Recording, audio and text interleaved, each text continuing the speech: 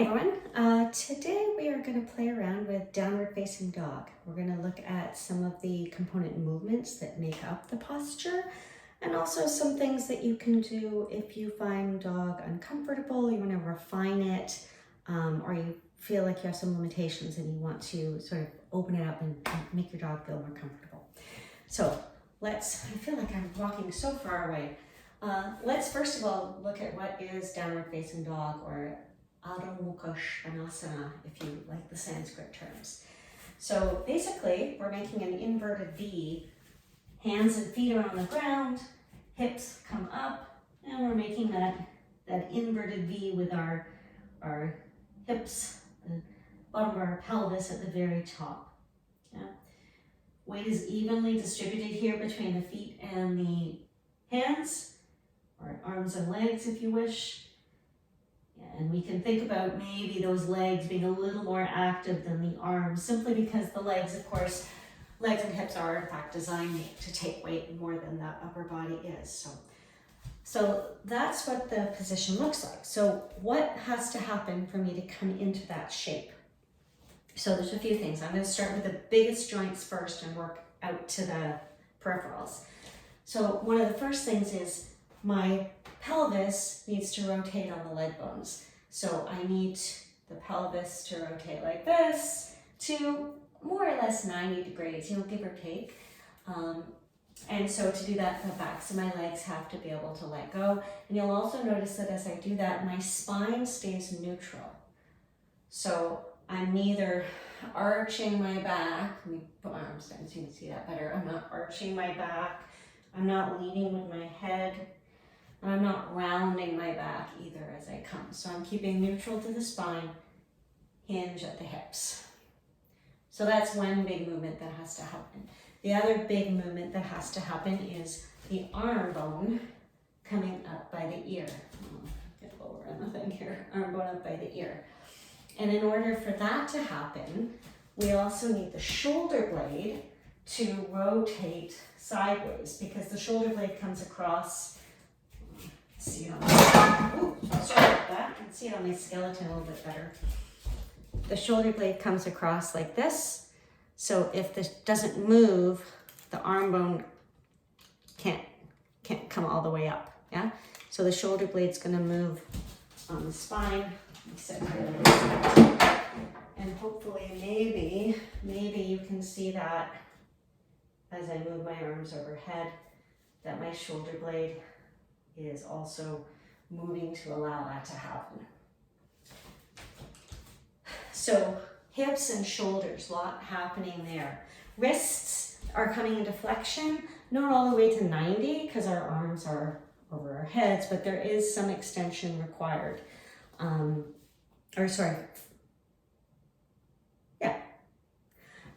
then of course in our ankles and feet, our ankles, because our legs are back like this, we need quite a lot of dorsiflexion in the front of the ankle in order to bring the heels towards the ground. And traditionally the heels are on the ground, but honestly most of us, or a lot of us, the heels aren't on the ground. They're just heading in that direction. So we need some suppleness in the feet, as well as this ability to have this deep flexion in the ankle. And of course the legs are mostly straight, a little softness in the leg, and the arms also mostly straight, not locked, but also not bending in the elbows. We're going to talk about you can, if there's some limitation in the hips, you can bring some more bend into the knees, and that's preferable to rounding through the back. So I'll just kind of demonstrate that. If I'm finding this really tight here, I can bend the knees to take some of the demand off of the back of the hip. But I don't really want to bend my arms because that's going to bring a lot more stress and demand into my shoulder girdle, and I'd like to avoid that. Yeah. Okay, so that's the parts of downward facing dog. So you're welcome to stop here and go practice. Or let's talk about how we can work with some of those movements to refine them, or to find them if it's kind of foreign in your body. So one of the first things, let's go back to the hips. I have my dowel, which is actually not a dowel, it's like a broom handle, but if you have a rod or something like that, you can bring it into your hip creases, so where your hips bend, and you can just play with that feeling of the pelvis rotating over the leg bones and your spine staying neutral. You can also, sometimes I will take my hands right onto the pelvis and play with actually having my hands move the pelvis. Yeah. So that's kind of simple, but if this is still really limited, then there's a few things that you can do. I'm going to come down to the ground for a minute. We can work the leg bone in the pelvis as opposed to the pelvis on the leg bone by coming onto the floor. And then here I have my neutral spine, so I want to keep my neutral spine as that leg comes up into the air. And you can see here that if I brought both legs up, well, I'd be in that hip flexion for downward facing dog. So I can work one leg at a time and just, have it relax into the hip socket. You can see how my knee is a little bit bent. So I know that if I can't get my leg to here, if your leg is bent here, you're going to want to bend your knees in dog, or you're going to have a little bit more work to do around those hips. So from here, we can also find a little bit of movement in and out. So working the leg in a different plane of movement than just forward and back. You can find some rotation. Yeah. So you can work each leg at a time and bring both legs up into the air. You can also have both legs up into the air resting against a wall. Again, making sure your spine is nice and neutral. And this is actually a great restorative posture as well. All right, we're going to go up. And just review a couple more things around hips and getting into feet and ankles. I know I went to shoulders first last time, but it's just going to be expedient. So here in standing, I can come into something like goddess pose or temple if you prefer, and play with those leg bones, moving the pelvis in a different orientation, so it's not forward and back.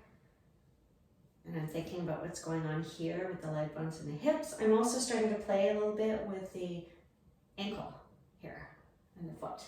And I can add a little bit of side bending here if I want to work into my spine. I'm going to come back up, and I'm just going to talk about the feet here because they're related to the hips. So when we think about the feet and the ankles, a couple of things we can do. One is to roll out the feet with a ball. I have a massage ball, but you can use a tennis ball, other kind of ball. You're just kind of playing with, just getting familiar with the tissue in your feet. Maybe might release a little bit of stuff there. You can see where the tender parts are. You can compare foot to foot. And I did that fairly quickly, but already I can feel like a difference. Just with that little tiny short roll, you would probably go a little bit longer. So that's one thing. You can play with the ankles moving in a side to side movement. So you can see here that I'm sort of rocking them side to side. And I can go a little bit wider and play with the hips doing the same and letting the ankles come along. So I got a little bit of pelvis moving on the leg bones as well as ankle movement here. And of course you can also play with rotating the ankle. And you can do that also seated or on the ground, nice and slow. I'm probably going a little bit fast here in both directions. Oh yes, I was going to say with the ankles too, you can also start to work into something like a malasana or a yogic squat and start to work more into that deep flexion in the ankles. A lot of people coming down into this kind of squat, the heels lift off the ground, and that's an indication that there's something going on in the feet and ankles that could affect your downward facing dog. You can always bring something underneath them, a towel, a blanket, a rolled mat, and think about pressing the heels down so there's some support there. And we're also working into the hips here as well. Okay, so that's sort of some ideas for the bottom half. And again, everybody's different, so some of those things might work for you and some of them might not. Kind of depends what's up with your body. So it's worth exploring and just seeing what you feel. So let's talk a little bit about the shoulders. So a few things you can work with the shoulders. I'm going to come back down to the ground. We can take a strap between the hands and just shoulder distance apart. So not like super wide, not like super narrow, just shoulder distance. And play with starting to lower the arms. So bringing those biceps kind of towards the ears. And then you can play here and just notice if you have, what is your range that's comfortable and works without, pain, clicking, clacking, anything weird happening. And by weird happening, I mean anything going on also in the either bracing through here or working through here. So you can see, I'm going to see if this is visible. When I arch my back, my arms move. Let me try it here a little bit more. You can see that my arms are moving, but the relationship here isn't changing. So if I want my spine to stay neutral in downward dog, I would like my spine to stay neutral and relaxed here. So if this is still kind of limited, you can play also with moving the shoulder blades away from the spine. So we call that protraction and retraction. I'm going to show you in standing in a moment as well. And you can also play with some, movements again in other planes. So drawing the arms wide. You can play with rotating the arm bone. So you can see I'm rotating in the shoulder socket. And you can do this standing as well. I'm going to come up for a moment and show you that protraction, retraction while I'm standing. And maybe you can see, have some strap to keep my arms steady, shoulder blades moving away from the spine and back. So just encouraging some movement in that shoulder blade. You can roll out around the shoulder blade as well. Because again, we want that shoulder blade to be able to move freely so our arms can come overhead.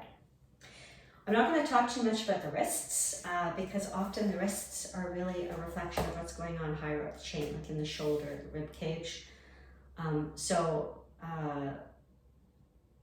Keeping an easy breath so we're not bracing through here. And as you come onto your hands, thinking about the outside edges of the palms and the finger pads to press into. And if your wrists are really bothering you, then I would suggest maybe don't come into dog, come into puppy or a forearm version of dog we call dolphin. I'm going to show you both of those now and work on the shoulder and just, hold off on the weight bearing on the hands until the wrists are not as bothersome. Yeah. So we're going to talk about that, but also thinking about the torso and how do we encourage the spine to stay neutral. So we can play with coming onto all fours and thinking about moving through the hips and shoulders in this table with the spine staying neutral. So that's one kind of interesting exercise to play with. And let me show you puppy from here. The knees are a little bit farther back. The hands are pressing into the ground and the hips come back. So my shoulders are still coming into that flexion by the ears. But here you can see there's a lot less flexion in my wrists. So they're not as, the angle is different and a lot more weight is back in my legs and pelvis here. So much less load in my upper torso and in my wrists. So this is a great option if you are, if your wrists are bothering you. I'll show you the forearm version. This is still quite demanding on the shoulders, and my spine might not stay neutral as I come into here. So there's a little bit of limitation in my shoulders. You can see my dolphin is a little bit narrower. Yeah. So equally demanding on the shoulder joint. And while I'm down here, I'm just going to mention too about how long your dog should be, because sometimes that's a question. So if your dog's too short, you're going to have trouble keeping your spine long. Like I just can't.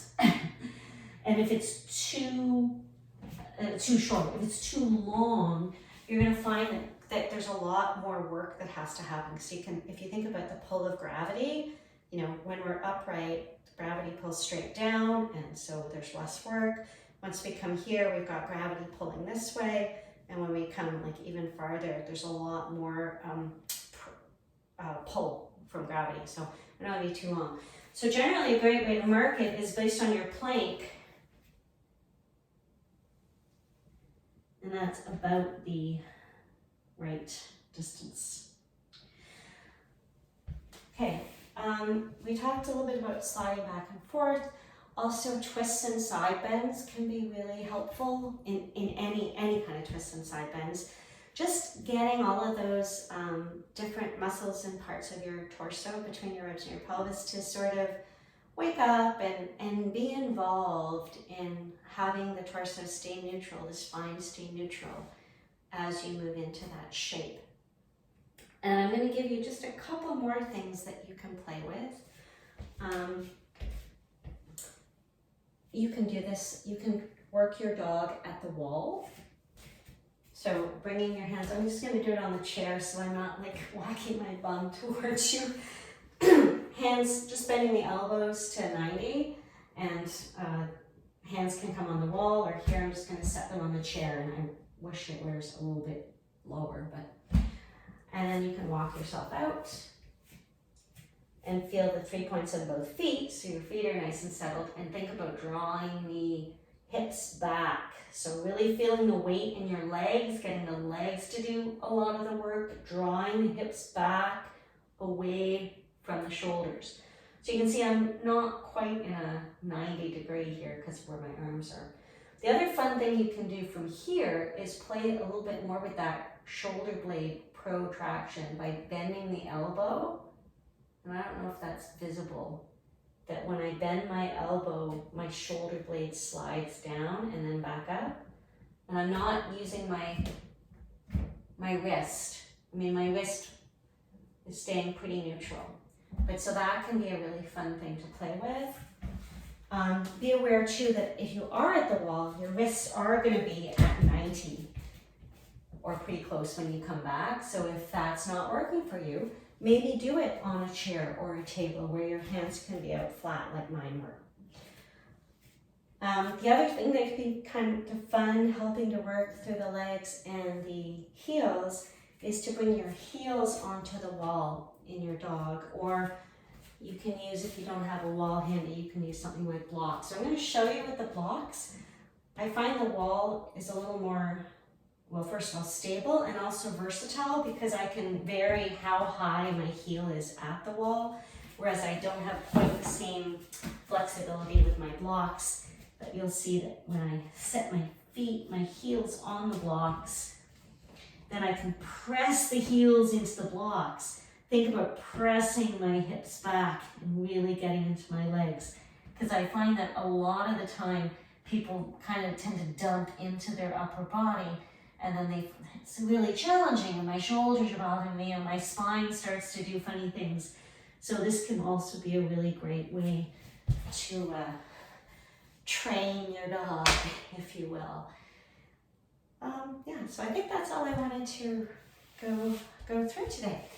I hope that's given you some ideas and how to train your dog for more ease and enjoyment. Thanks for watching.